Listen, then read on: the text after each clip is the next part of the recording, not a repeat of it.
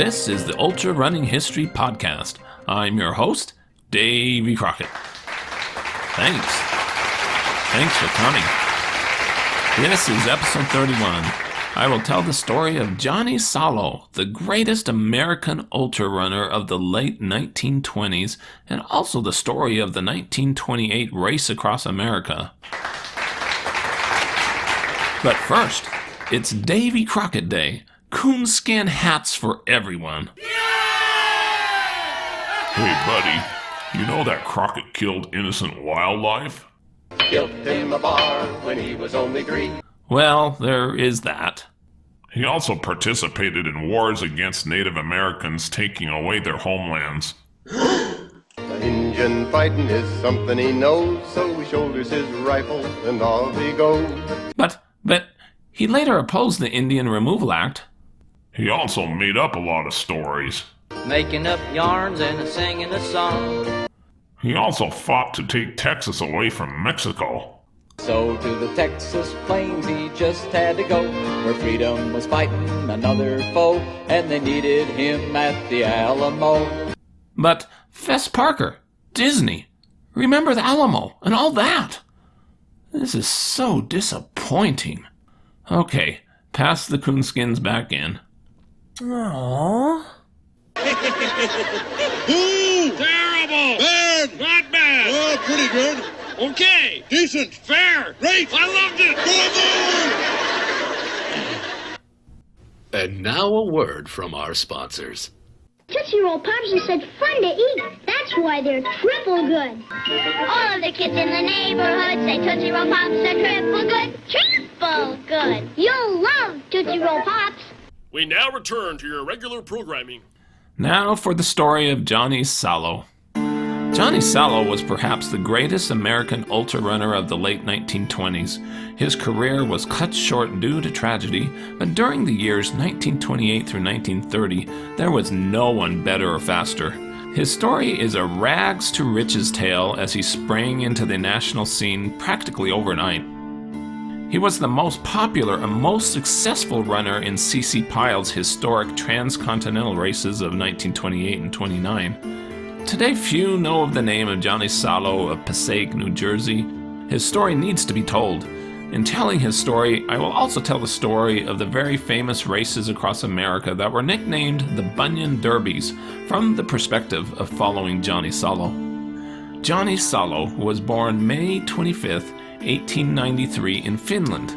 Johnny became a sailor during his teen years. He first visited America in 1908 at the age of 15, loved the country, and felt the desire to someday live there and leave his homeland that at that time was under Russian control. Running was part of the lives of many Finns. At the age of 16, Salo was said to be Finland's top amateur cross-country runner. In 1911, at the age of 18, he immigrated to the United States and settled in New York City. As World War I broke out, he entered the service along with about 500,000 other immigrants with the hope of receiving citizenship later. Johnny joined the Merchant Marines and served a 3-year tour of duty based out of New York City. During the war, he made 10 trips on convoys across the dangerous waters of the Atlantic that was infested by submarines. In 1917, in Brooklyn, he was injured in a scary trolley crash.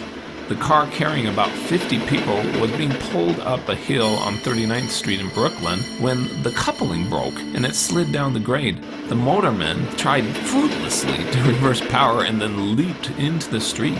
The trolley car crashed into a car with passengers. Salo, along with 19 others, were injured and treated. He had poor luck living in the city. One day he was assaulted as he was coming upstairs out of a subway. About 1917, Salo married Amelia, also from Finland. They soon had a son and a daughter. World War I ended in 1918, but Salo continued to work on ships. In August 1919, Salo was on an American steamer, Inglewood, with 47 seamen bound for Rotterdam. As it was in the North Sea, it struck a mine. They radioed for help and tugs came in time for the rescue and the ship did not sink. In 1922, Salo was finally granted U.S. citizenship, and in about 1925, the Salo family moved to Passaic, New Jersey, where he had relatives living. All his life, Johnny wanted to be a great runner like the other illustrious Finns of the time. Even though Salo spent much of his life on ships, he trained on the decks, frequently doing 12-mile runs. He sprinted around the deck until he was dizzy, running in a circle. His shipmates kidded him good-naturedly, but he didn't mind. He kept in condition. In 1925, Salo started to compete in long-distance events shorter than a marathon. In May, he raced a 12.5-mile race on the hottest day of the year in New York City. He finished in the top 5 of his Finnish-American running club, helping them win the team gold. Much more will be heard from Mr. Salo in the future, as he is making an effort to become one of the leading marathoners of the country, and it would not be surprising to see him listed among the leaders in future races. Salo started to run marathons in about 1926 and did very well in many, including the Boston Marathon. In 1928, Salo left his home in Passaic, New Jersey, with a little money in his pocket to chase a dream. Charles C. Pyle organized a race across America from Los Angeles to New York that was nicknamed the Bunion Derby. Runners would race a stage each day and then stop for the night. It was the biggest sporting event of its time. A 1928 cross-country race. The race was meant to promote the newly established Route 66, which had been cobbled together out of dirt roads and paved highways. The Route 66 Association hoped to encourage Americans to take long-distance road trips on the new Main Street of America, and so enlisted C.C. Pyle to create a grand promotional event. The route of the Bunion Derby, as the newspapers had dubbed it, stretched from Los Angeles Ascot Park to the windy city of Chicago. The runners would continue on to New York City via several different highways and end the race in New York City's Madison Square Garden.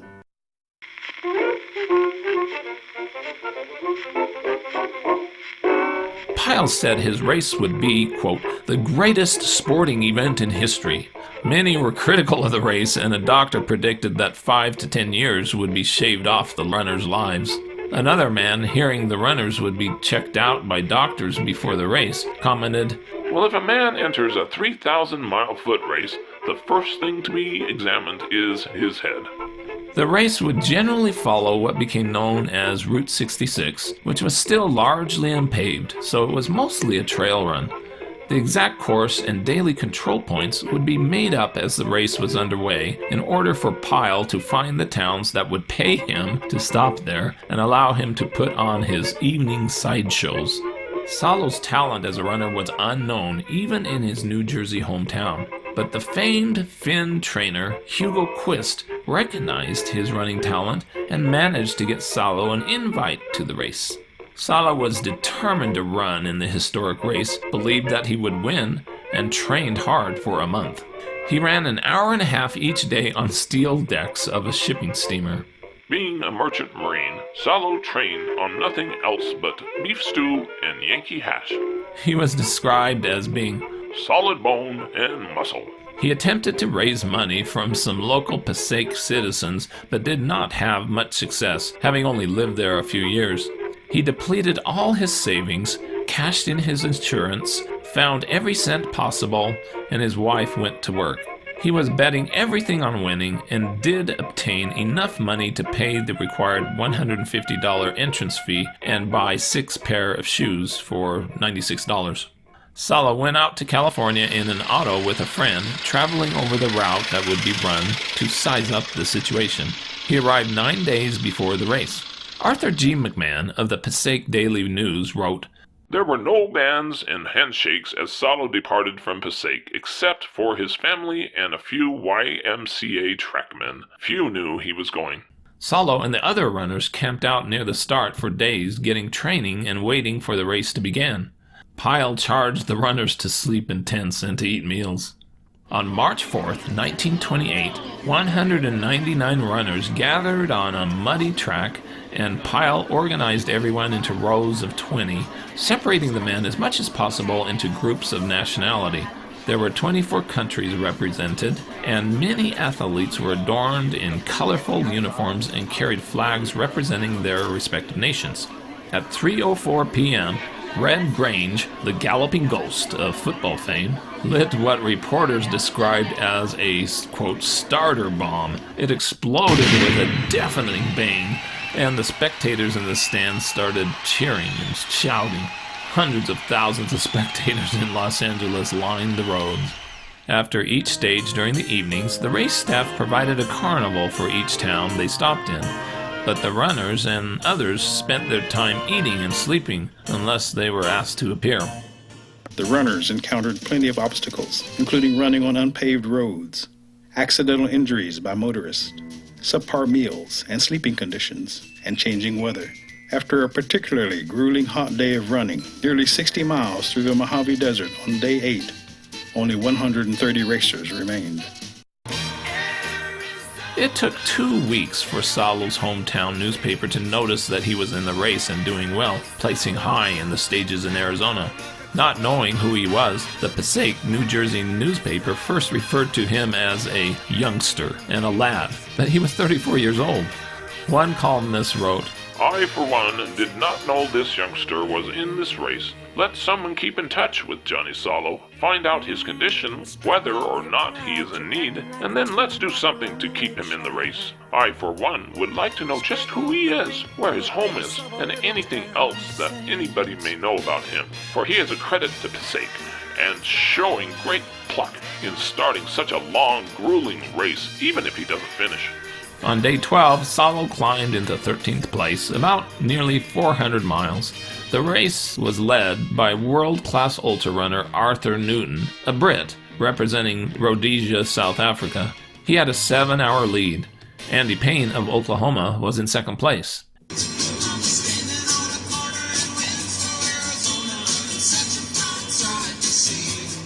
At Winslow, Arizona, Salo climbed into 6th place, but more than 20 hours behind the leader Newton.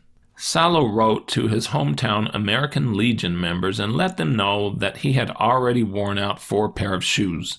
If he couldn't find more funds, he would soon be forced to drop out of the race. He also mentioned that he had no trainer along to give him daily rubdowns. The other runners had trainers and were receiving all kinds of attention. By day 18, Salo's local American Legion stepped up to the plate to try to help, establishing a funding campaign. Within a day, donations started to come in, and word was quickly sent to Salo to keep plugging that help was on the way. By Holbrook, Arizona, fellow Finnish-American Arni Suominen had taken the overall lead. Newton had dropped out due to injury, and Payne was suffering from tonsillitis in second place. Salo was in 6th, about 10 hours behind.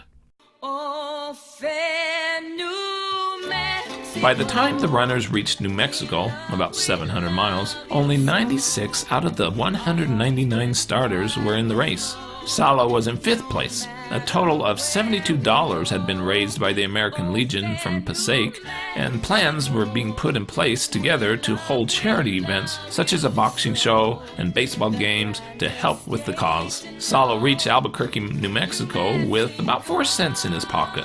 While the other runners were getting great treatment, he had no dry clothes when he finished after a rainy day. The runners entered Texas on day 35. They had run more than 1,100 miles. Salo placed a strong second in a 37-mile leg to Amarillo, Texas, in the snow and rain. The next day, he finished second and climbed into 4th place overall.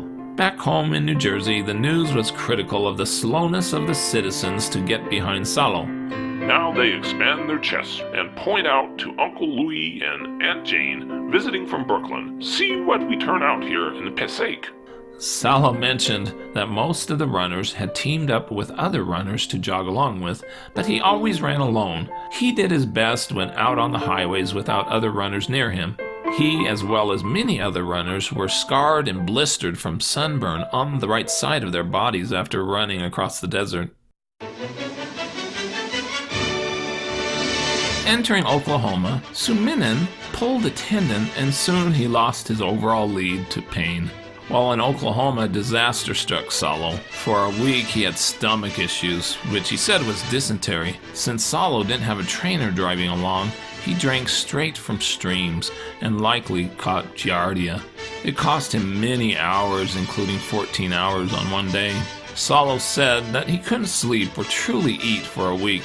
During this low time, he went 3 weeks without a bath, and he said, Many a night I crawled under my blankets at the end of the day's run and stayed there too tired to get up for supper.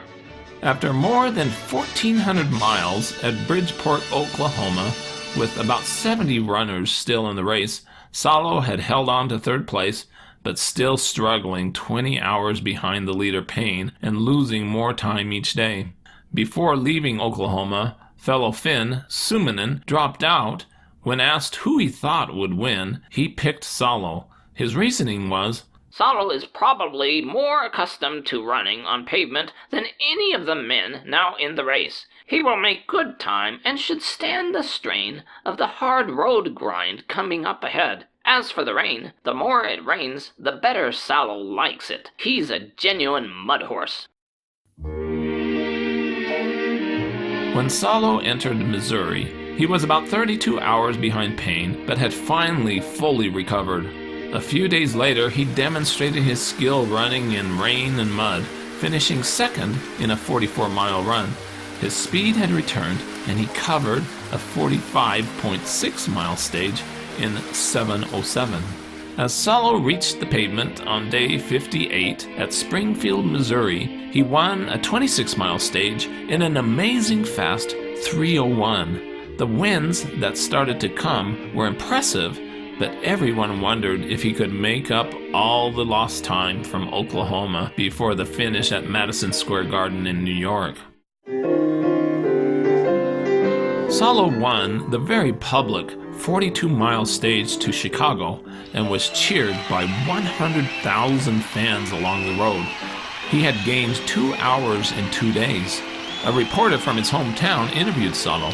Salo is very sure that if all goes well, his chances for overtaking the leaders are very good. He is very brown-looking, almost like an Indian, and seemed to be in superb physical condition. In conversation, Salo is very modest and talks with reluctance about himself. He does not seem to think that he is doing a really big thing, but his performance today has put his name before everyone in Chicago.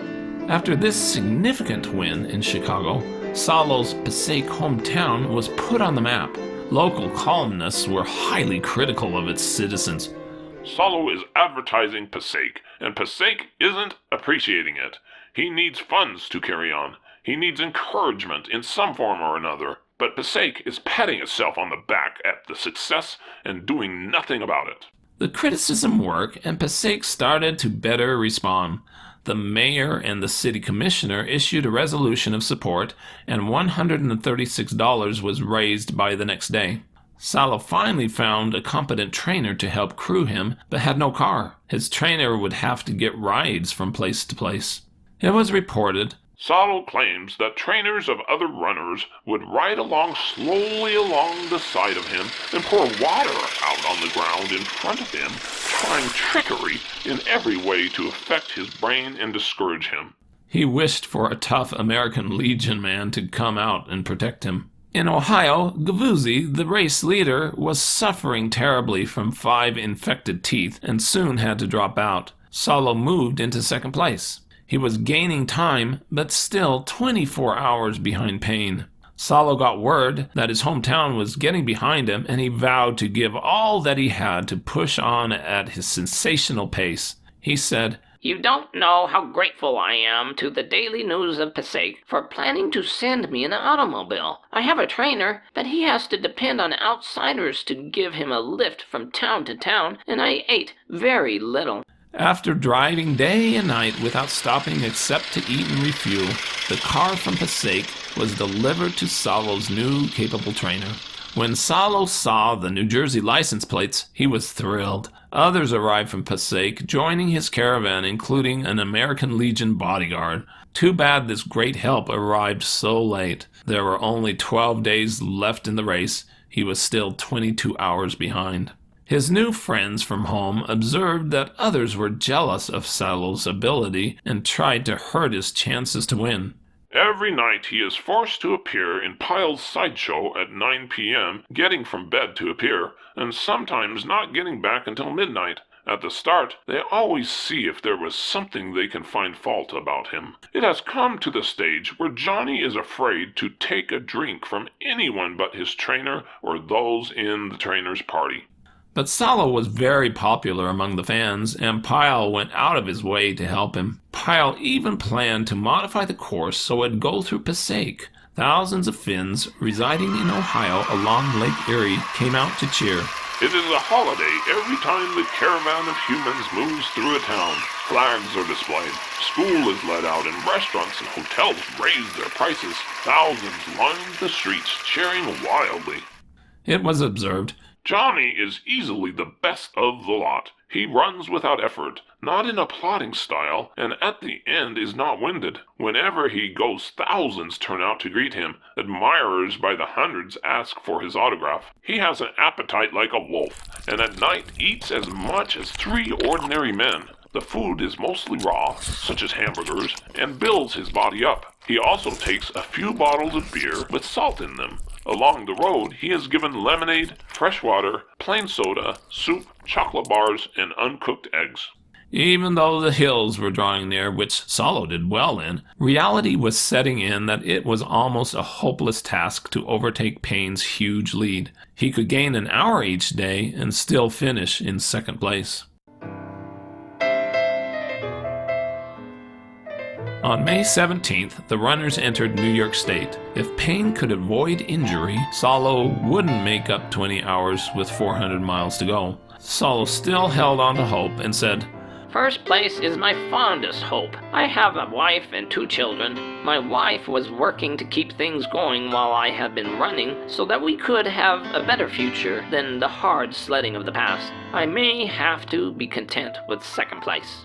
Still, second place, winning $10,000, would be significant financially rewarding. Salo gained on Payne in central New York, but still about 18 hours behind overall. He said, Payne is way up in the lead, and it's almost impossible to catch. I'm going to try it. Anything can happen in this race, and I'm going to be prepared for it when something does happen. Payne said, I'm not taking any chances. I have a good lead, and I'm going to keep it. One person observed about Salo, He is the best runner in the race. If he had the help he has now at the start, an airplane couldn't catch him. Salo won a very long stage of 74.6 miles, covering it in a stunning 12 hours 13 minutes, lowering the lead to 16 hours. However, the next day, he severely twisted his ankle, a big concern for this happening so close to the finish. On May 25th, 1928, on Johnny Salo's 35th birthday, he ran into his home city of Passaic, New Jersey, amid the din of mill whistles, auto horns, sirens, and the cheers of thousands who had waited patiently for hours. Thousands of Welcome Home Johnny Salo posters were placed on store windows and poles along the route. Half school days were declared in the public schools. Most working men and women took the day off. All eyes were on Salo when he came marching down Lexington Avenue at a good clip. Whistles blew, automobiles' horns shrieked, and great crowds cheered Salo all along the line. He ran into the stadium for the day's finish and was followed by thousands. After Salo finished for the day, he was presented with a certificate of appointment to the Passaic Police Department in front of 4,000 cheering fans. It wasn't just honorary, he was truly being hired. A city leader said, This is the least we can do for Johnny Salo, for a boy who has done more in the way of advertising the city than any other individual in a long time. The reserve Salo stepped up to the microphone, which was also broadcast over the national radio, and said, This is the greatest and happiest birthday in my life. It almost makes me cry to see and hear what the people of Passaic are doing for me.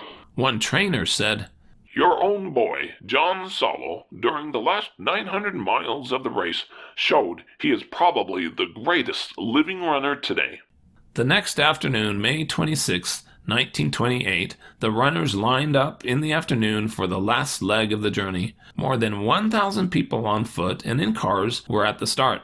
A crowd of about 10,000 people were outside Madison Square Garden cheering as Salo entered the arena in the evening, where a disappointing small crowd of less than 2,000 people cheered the runners on inside the arena that could seat 12,000. The runners had to reach the finish by running 200 laps. The larger crowd outside didn't want to pay the 25 cents to come in. Salo demonstrated to all that he was one of the sturdiest runners in the world. He ran hard and covered 100 laps while Payne covered 50. A New York columnist, who called the finish lunacy at the Garden, commented on the funny arm motion of Johnny Salo, who seemed to waddle around. He also was surprised to see the runners stop to buy soda pop from a vendor at one end of the Garden because he knew that it was, quote, the worst thing that a runner could possibly do. With 3 laps to go, Salo cut loose in a sprint, which caused the small crowd to go wild.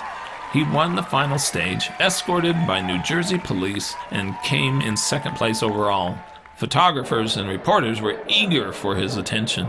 A total of 55 runners finished 3,423.5 miles in 84 days. Andy Payne was the overall winner, and the next day went to Washington, D.C., where he was congratulated by President Calvin Coolidge. He soon gave up running. 2 days after finishing, Passaic's new hero was honored at a banquet at the Elks home. He walked to the banquet, followed by a huge crowd.